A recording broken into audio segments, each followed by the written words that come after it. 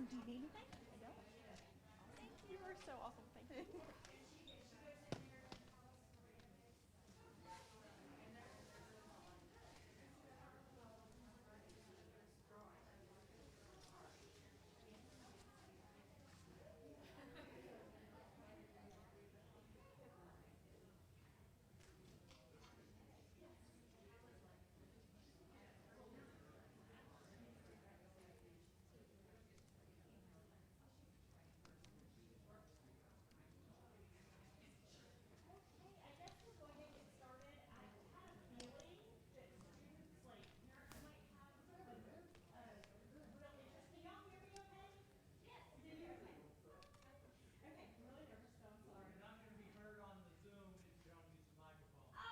Okay, yeah, probably want to do that. All right.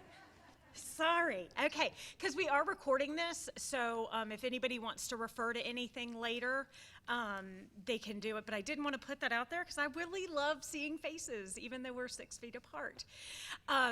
So if I haven't met you, my name is Leanne Kemp. I'm the new learning specialist here. Yay! I love it here. It's phenomenal. Very supportive of students with learning I hate disabilities. I'm sorry, Kelly. I know that probably. I like learning differences because I learn differently. My brain is, if y'all will figure out, my brain is wired differently. I learn differently. So I really do love working with kids who learn differently. They are very special to me. But today I think it's very important to bring to the forefront, because I know our kids hear constantly, well, in college you're not going to be able to get that, or they're not going to do that for you in college, which we are going to be mythbusters and totally just debunk that myth. That's not true. They do get accommodations in college. It really is just a different way that they have to access them, and they have to be self-advocates. They have to want to do it. So I am going to turn it over to Kelly Cothran. She is actually the director of learning. It's the Office of Disability Support Services. Am I right? Okay, good. Like I said, I hate the word disability because I really don't believe it's a disability. I just think it's a different wiring. So please sit back, listen. Like I said, this will be recorded, so if you ever have any questions, don't feel like you have to take notes or anything. And just to let y'all know, I'm always available if you need or your student needs help, okay? Thank you.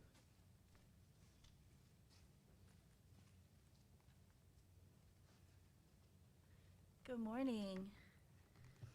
Thank you, Leanne. As she said, I'm Kelly Cothran.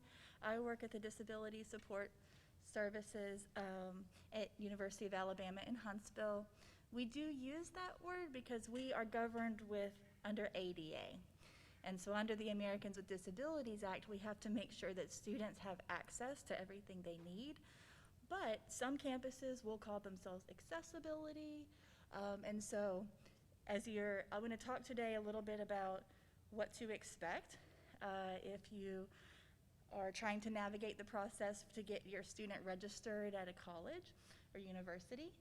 And I'll be talking exactly like how we do it at UAH, because you could have 100 different DS offices and we're all going to operate a little bit different, but we also have some key similarities too, so I'll go over that. Okay, so the first thing is high school versus college accommodations. We'll talk in depth about that. One of the things that students say they benefit most from is getting that time and a half extended time for exams.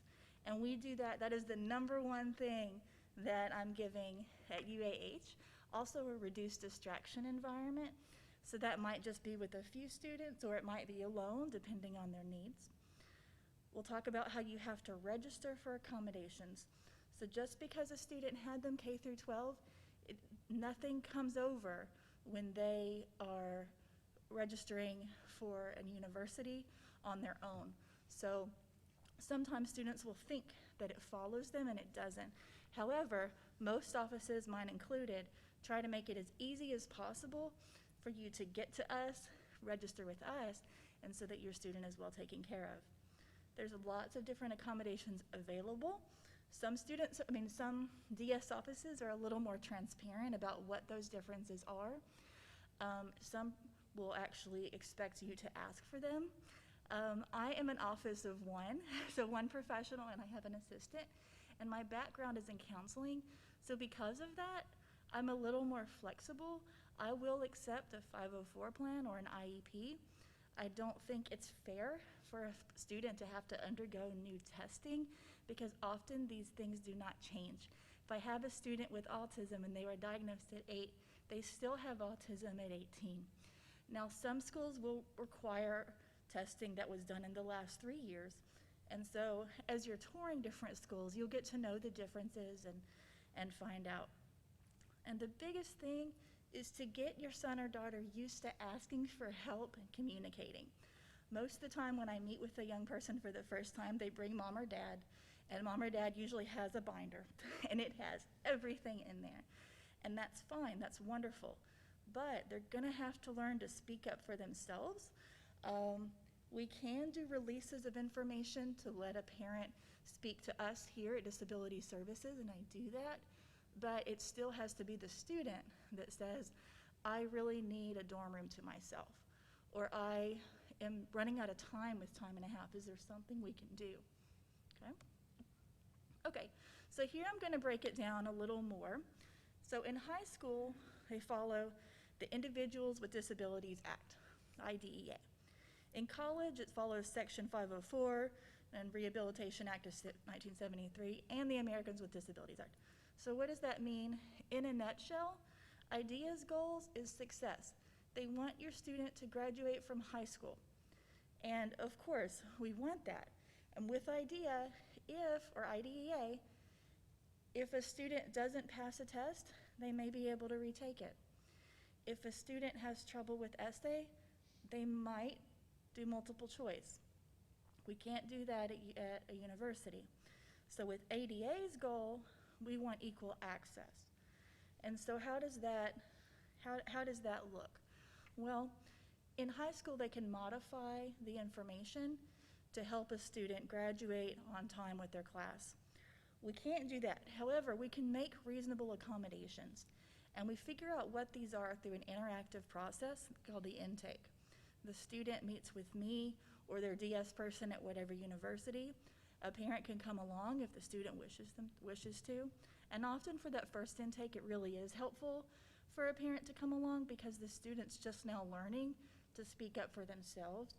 And they may have not really kept up with it because there's a lot of things that parents do that are invisible until they're no longer doing them.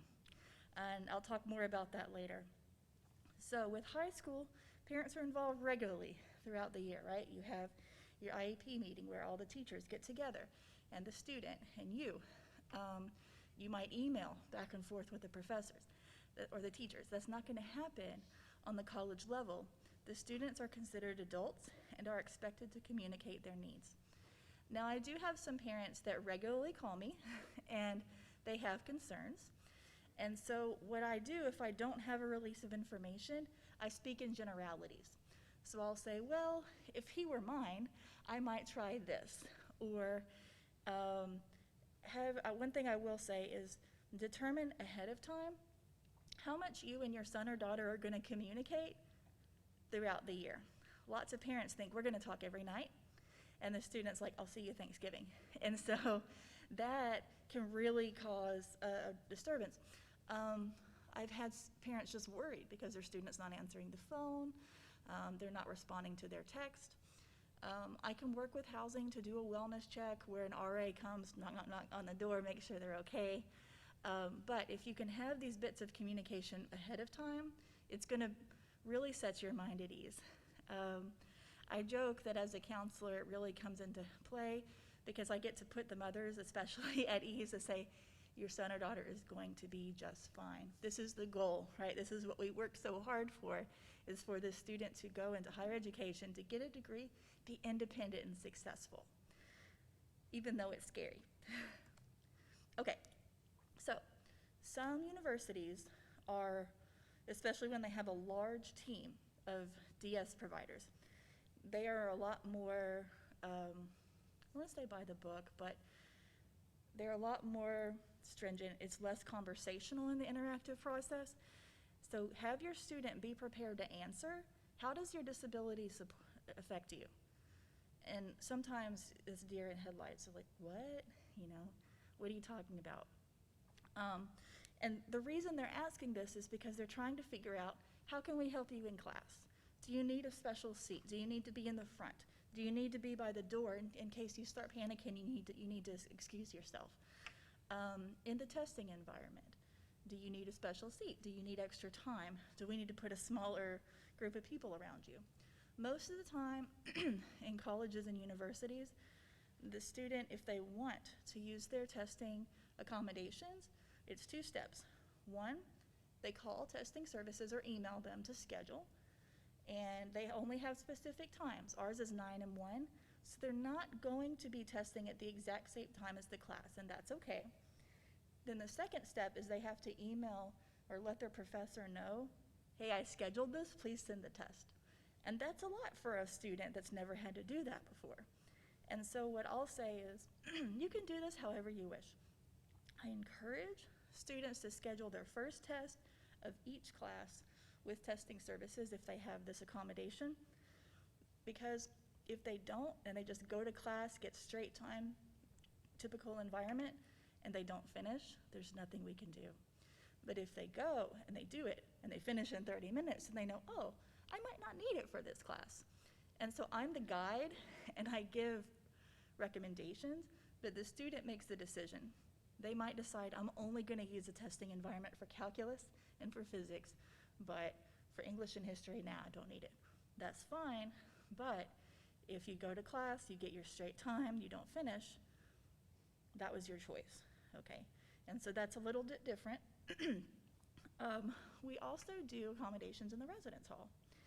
And so I have students with various differences.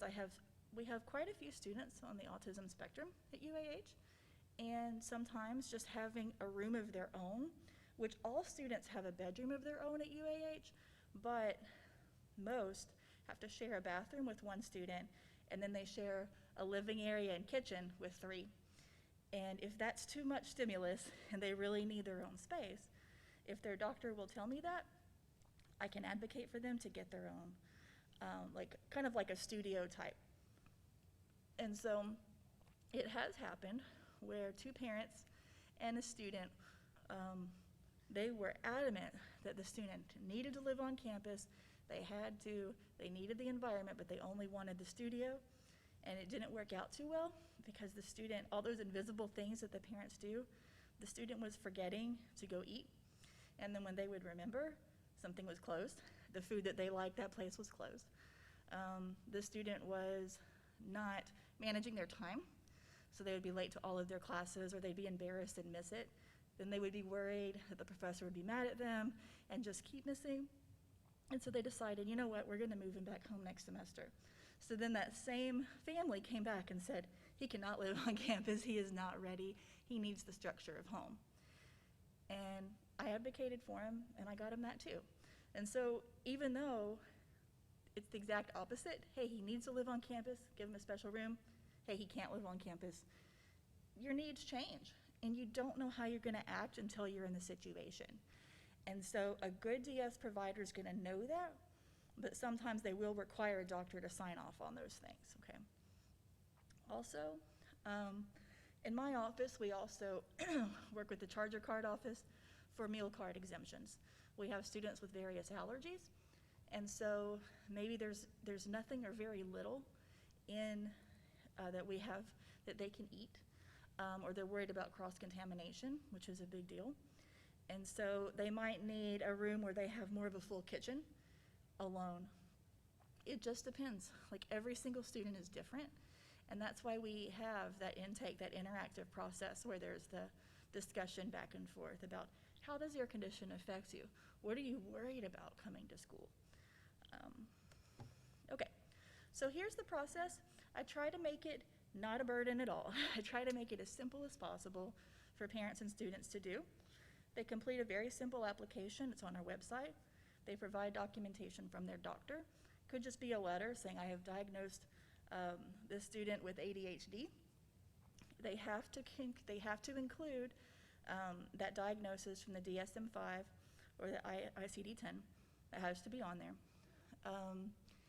And if they have recommendations, they can give them, but they don't have to. Sometimes I get doctors making recommendations that are not reasonable, and so I have to say no. For instance, I had a doctor that said that this student is on scholarship and they receive monies for their housing, but she doesn't need to live on housing, so let's just give her the cash. And I said, well, I would love to do that, but I do not have that power. That would not be a reasonable thing to do. However, she doesn't have to live here, that's fine. But the more the doctor writes, sometimes the better, especially if your student isn't used to communicating a lot for themselves, because that's going to be a guide also for the provider. I know I've said a lot, so I just want to take a break for a moment and say, is there anything I've said that's not making sense or that you have a question about before I keep going? Okay? Yes.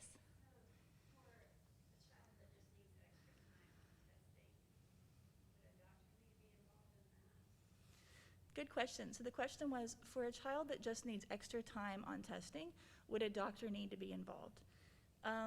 Yes, unless it's on the IEP or 504 plan and the diagnosis is listed there. If it's listed there, I can use that, and many DS offices can use that.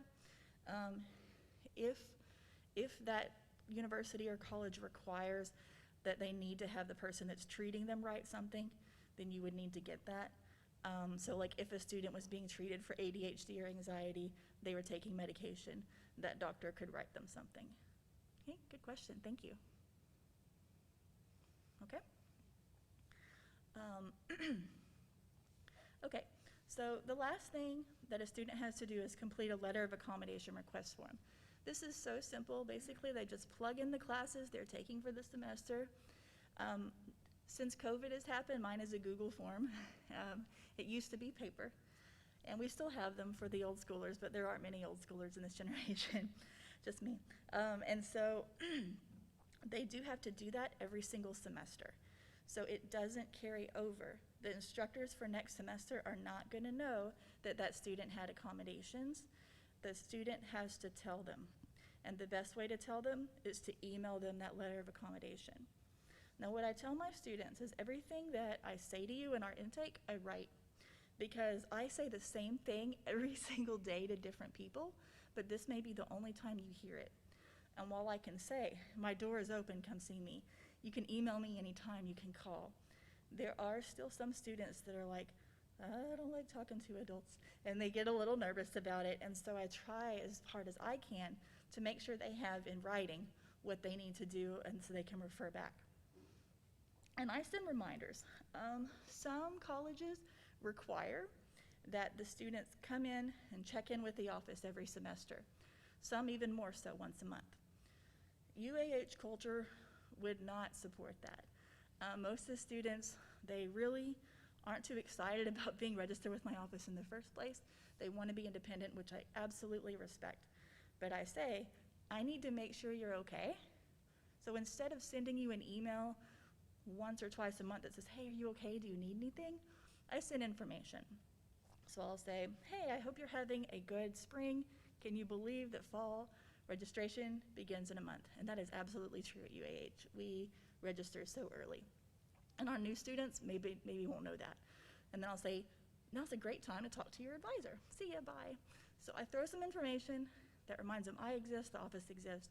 And what I say is, if I don't hear from you, I think everything's awesome. I call those touch points. Okay, so there's a range of accommodations available. Typically, offices will go from the least restrictive to the most comprehensive.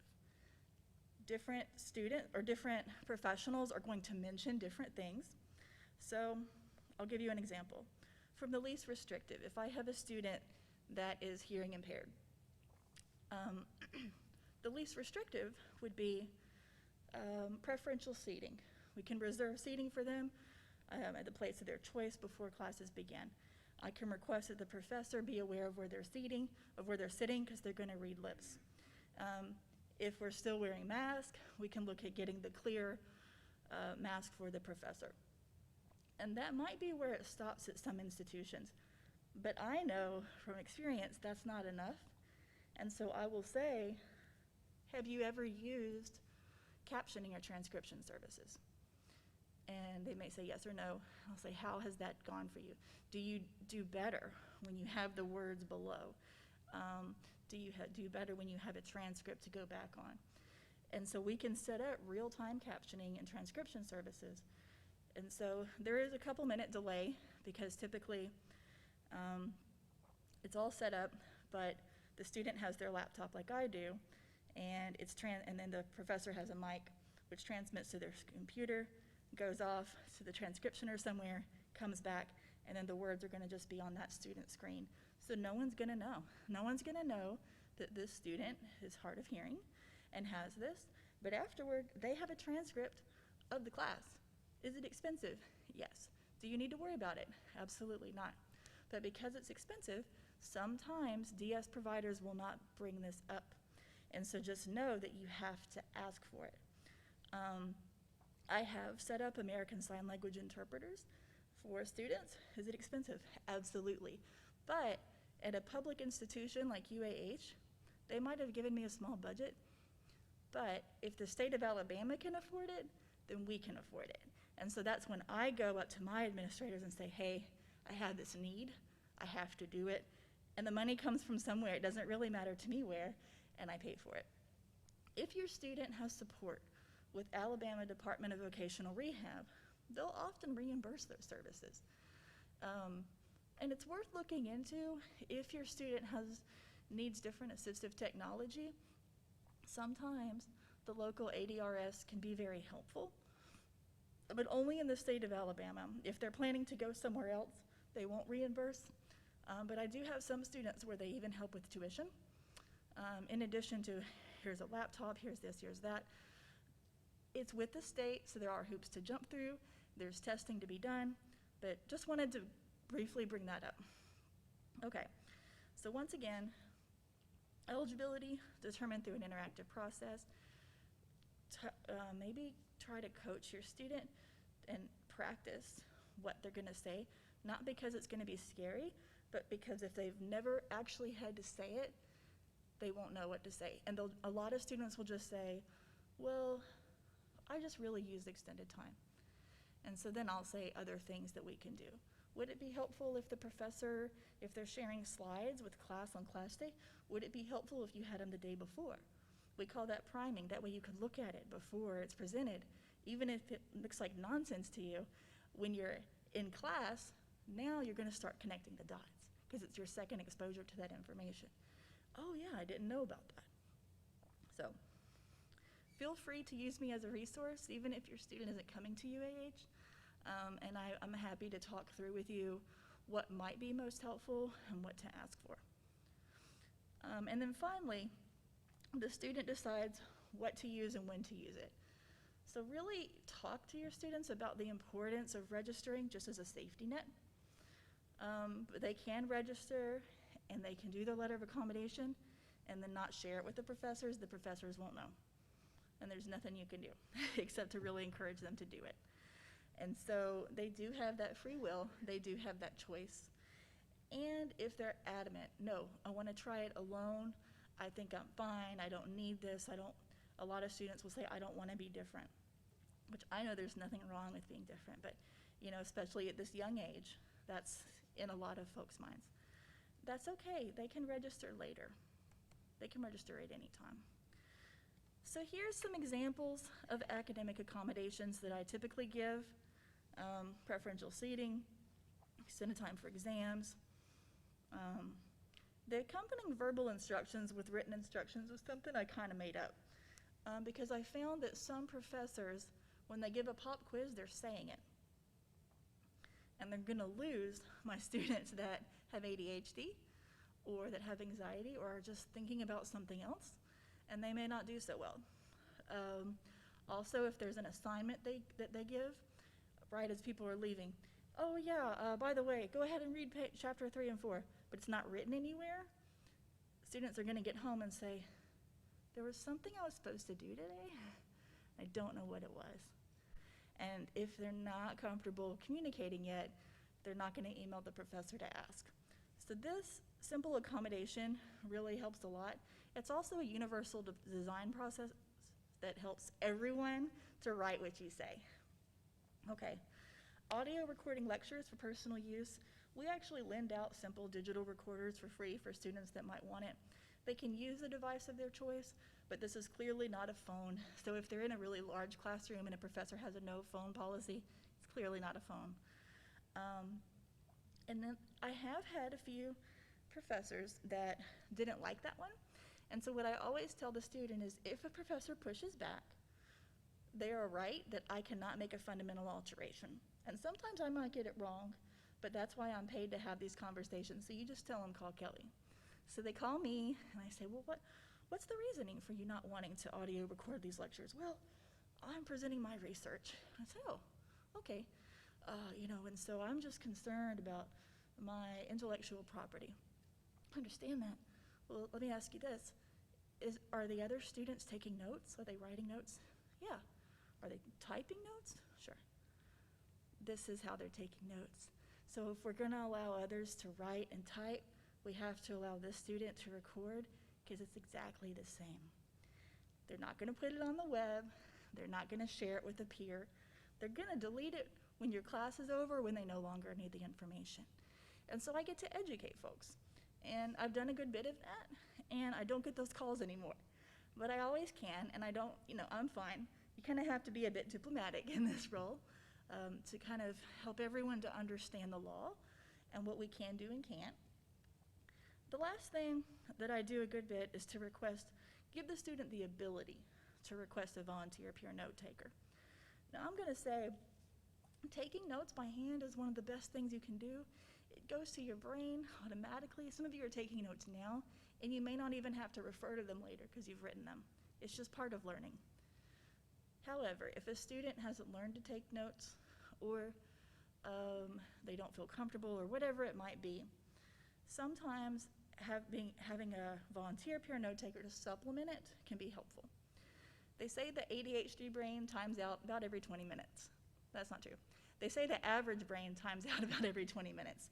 So you can imagine what's happening if you have ADHD. It's more, and and you're gone for longer. So ideally, these notes will supplement the notes your students are already taking. And I'll say, this doesn't mean you don't go to class. This doesn't mean you sit at home and you just wait for the notes to come in. This will help you do your best work. Okay, so just a few notes. Professors will not know about a student's accommodations until the letter is shared with them. I am working on implementing an electronic system called AIM, and UAB, UNA, many of the schools in Alabama and beyond have it. And it's really nice. Basically, once the student is in the system, they've had the interactive process and done the intake, it's a portal. They log in, they check what they want, and it goes to the professors. And so that takes the step out of me emailing the student emailing the professor. Or, before COVID, me handing it to the student and them going to this professor and the professor signing a thing and coming back to me. So, there might be portals, and most students in this generation love that because they don't have to talk to a human. Fine. But I still say, introduce yourself, because the professor is now going to know your name and what you get. But if you never raise your hand, hi, I'm Kelly Cothran, or go see them after class, they're not going to put the name in the face, and it's really helpful to know those types of things. Okay. The accommodation letter does not list the diagnosis. And so this really makes my students that are worried about that being shared feel at ease. Now, I can speak about it if there's an educational need to know. So let's just say, okay, I'll give an example. I have a student this semester that has something called Erland syndrome. I never heard of it before. I had to research it, and I had to get him to talk about it with me to tell me how it affects him. It's basically a visual processing disorder. And so in his letter, I said, student may wear purple glasses to class, especially to test. Student needs to test on green paper. Student may wear a baseball hat to block the light from the fluorescent lighting. And so I got 2 calls. They're like, what? I have never in all my 30 years. And so I had to educate them. And so I said, okay, I know that sounds odd, but when he doesn't have these things, he can process it, but it takes him a lot longer to read. It's almost like the words are jumping off the paper and moving around. But when he has these colors in place, when he has these slight tools in place that you don't have to do anything for, he reads and he can take the information from the brain, put it on the paper. So I say, okay, great. So yes, I can talk about it, and I do when a professor is confused or doesn't understand or thinks, Kelly's lost her mind, what is this? And so we do have those conversations, but it's rare. It's usually when I've asked for something a little off the wall or it feels that way to a professor. But even if the professor knows what your son or daughter has, they can't talk about it to the other professors. They can't talk about it in front of other students. And they certainly can't discriminate against your student. Okay, so earlier I said, try to get your students to register early, ideally before classes begin.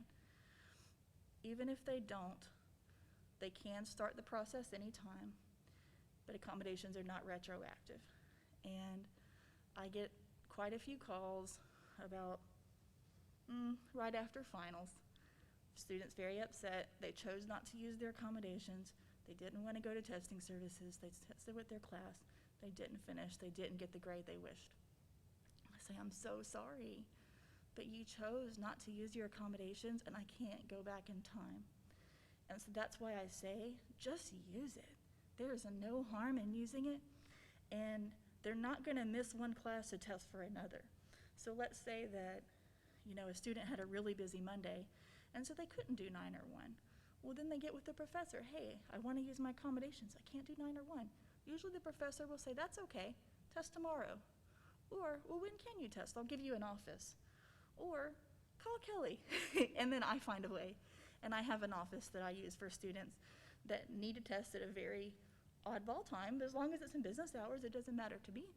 And so there's no reason that a student cannot use their accommodations. They might just have to take another step.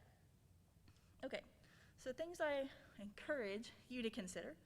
Schedule individual visits with schools of interest when possible. If your student has picked 3 or 5 schools that they would like to attend, you can see a lot on their web pages, but actually going there, it's going to get a feel of, this is my place, or I don't like this. And that's going to save you a lot of money for them to have that feeling before they're enrolled, and you've done that. You can just do large orientations, which will be all summer long, at least they are for UAH, and that's fine. But I encourage the one-on-one, or at least small group.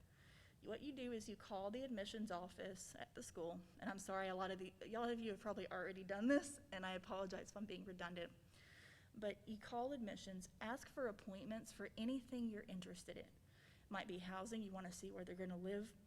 You want, if they know what they're going to major in, they have an idea, that department, and their disability or accessibility services. Okay, and so whatever is most important, schedule that. It's not a problem. Those schools want your student, they're going to do it.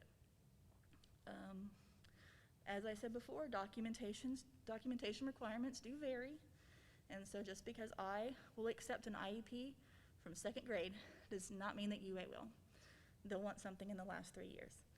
And so you can usually look that up on the web and be prepared, or you can call someone and talk to them to find out what you need to do. So here are some helpful links that I found that's really directed at parents. And some of the information that I talked about today is on there, but it basically talks about, again, the differences between high school and college accommodations, and then how to access those services. Okay, and so I think that's a good standalone. And if my head's in the way, I don't think I'm that tall, so okay. If you want to get a picture. Okay, so as I wrap up, what I tell students, communicate, communicate, communicate. I am anxious by nature too. When I was young, I couldn't have imagined having to talk to that many grown people. But you get better at it as you keep going, and we don't have any expectations that you're gonna be this or that. We are here to help you. We are paid to help you. We wouldn't exist without you. And so just go to the office, talk, email. And what I say, if I don't hear from you, I will think everything is awesome. So if it's not, let me know. We can change that letter of accommodation right in the middle of the semester. If I have someone that emails me today and says, I'm running out of time, I'll say, what's going on? Well, I have time and a half, but there are students in the lab that are tapping their pencil and it's driving me crazy. Or there's a student in there and they had a cough and we're wearing masks, but I'm so worried about COVID. So I'll say, okay, let's do this. They have earplugs and noise reduction headphones in testing services. Would you like to use those? They have downloaded classical music and nature sounds onto the computers in testing services. Would you like to bring wired earbuds and listen to that? Yes, no, okay. We have an office that is for single testing only in DSS. Would that be helpful? Maybe. So we add those things. And then I give them their updated letter, and from that day forward, well, they're eligible for it, but from the time they give it to their professor forward, they will get that, okay? And so we can make changes. I can go up to double time. That's the most I can do. I hardly ever start with double unless that's what they had in high school and it worked, because I want the student to have enough time to think, to do their best work, and get it on the paper. I don't want to give more time that makes them go back, doubt, change their answers, not get the best grade they need. But I do have quite a few students that have double. But we can't do stop the clock, and we can't do unlimited. But usually with time and a half for double, our students are served very well. So this is all my contact information. Like I said, feel free to use me as a resource, even if your student has no intention of coming to UAH. I am happy to talk to any of you or anyone that you know, because it can feel like a scary process, but once you just have a few little tidbits of knowledge, you'll walk in there with your head high and just be excited that your student is going into this next stage of life. If there's any questions, we have a little bit of time. Okay, in the back?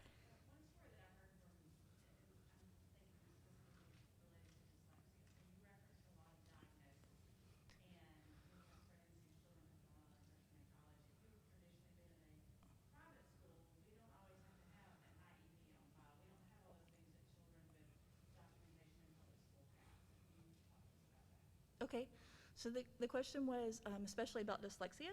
So in a private school, you may not have all the documentation that would be there at a public school.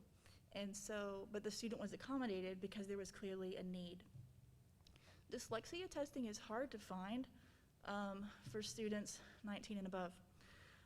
The Scottish Rite Center does dyslexia testing. They get backed up, but if you got on their list now, you could probably get your student tested. Some psychologists will do those testing. Universities and colleges are not required to have a place to test your student. That is considered something you should do ahead of time. However, if I know of a place, if I know of a reputable place, I'm gonna give that information to any student. And since I'm a counselor, I've even gone so far, because many students diagnose themselves. They'll say, I have anxiety, I've been dissociating. They have all kinds of ideas about what they might have. And I'm like, we have a great counseling center. Let's start there. Or, no, I don't want to do that. Okay, let's look at your parents' insurance. You can bring me the provider list. I'll help you. Or I'll tell them about Psychology Today, because there's a thing called find a therapist, where you can put in the zip code, whatever issues there are, and even the insurance, and all those people will pop up. And what I find, especially with young people, if they chose that person for themselves, they're more likely to go and get treatment and get better, rather than just go get the letter they need for me and get the accommodation. So I know I went a little bit off track, but to go back, don't worry if your student hasn't had documentation to this point. Sometimes we'll think that nothing exists, but if they've ever seen a doctor and they've treated them, then they had to diagnose with something to bill the insurance company. Not dyslexia, obviously, but you could do a psychological battery of testing. Oh.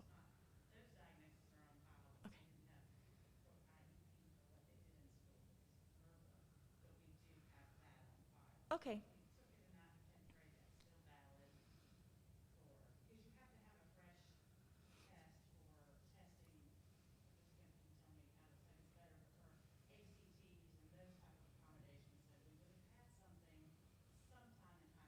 Yeah. That's good enough for me.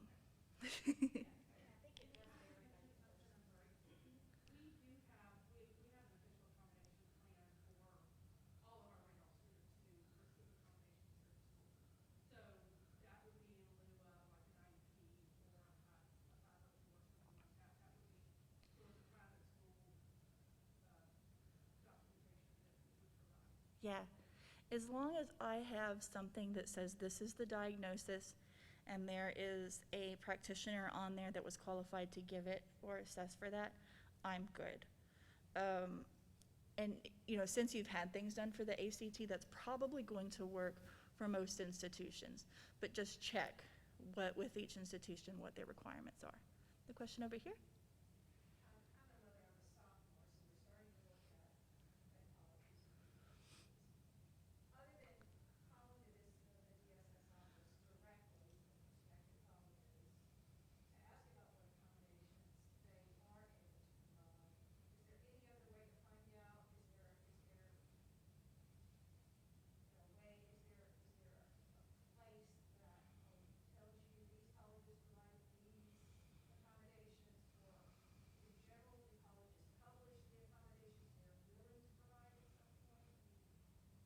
Okay. So the question. Yeah. So the question was, she's a mother of a sophomore, and so they're looking at different schools. Is there a way to find out what accommodations a student can get before visiting? And you don't want to necessarily go to Boston if you don't have to at this point, and it varies. I don't publish all the accommodations I give. I didn't realize how many I give until I was updating the system for AIM. I have 100 different ones. I can't even believe it. But they're so fine-tuned to the individual that's why. And so I will share what I give most, or if I am talking to an audience where it's visually impaired or it's learning differences, then I'll share more about that. So you can always call that disability or accessibility office to speak about it, and they can speak in generalities. And they can say, well, generally we may do this and this. Depending on your student's needs, they might do different things. And so you can start there. That way you're not having to travel, especially in these days, all over the place. Good question, thank you. Anything else? Well, I appreciate you having me. I know your time is very valuable. Again, Kelly Cothran is my name. Feel free to email or call anytime, and I wish you all the best as you figure out the next steps in your sons and daughters' lives. Thank you, you're awesome. Okay.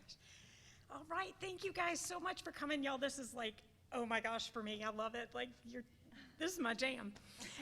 So if y'all have any questions specific to any of your students at Randolph, please, please, please feel free to contact me. I'm always here to help. Again, my name is Leanne. I go by Leanne, so if your son or daughter comes home and says Leanne, don't say, you need to call her Mrs. Kemp. No, please don't. And if y'all have any questions for me, if not, thank you, thank you, thank you. I appreciate your support. All right. Oh my gosh, you were awesome. Oh, thank you. No, thank you. Oh, so nice of you to have me. Oh, well, it is so nice. I love your nail polish color, by the way.